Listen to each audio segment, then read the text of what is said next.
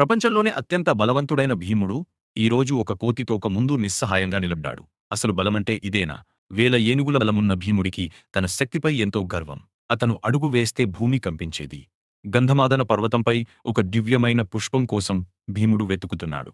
కాని అక్కడ అతనికి ఒక అద్భుతం ఎదురు కాబోతోంది. అకస్మాత్తుగా దారికి అడ్డంగా ఒక ముసలి కోతి పడుకుని ఉంది. దాని పొడవైన తోక దారిని పూర్తిగా మూసేసింది. భీముడు గర్జిస్తూ ఇలా అన్నాడు: "ఓ ముసలి కోతి, నీ తోకను పక్కకు జరుపు, లేదంటే నా బలాన్ని చూపిస్తాను."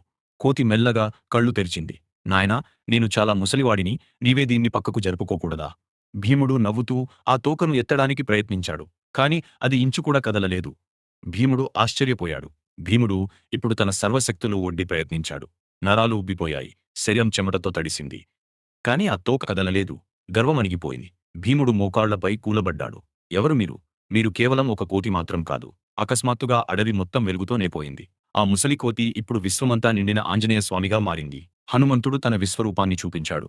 వినయం లేని బలము ఒక భారమని భీముడు గ్రహించాడు. గుర్తుంచుకోండి, వినయంగా వంగేవాడే నిజమైన బలవంతుడు. గర్వపడేవాడు ఎప్పటికీ విజేత కాలేడు. ప్రపంచంలోనే అత్యంత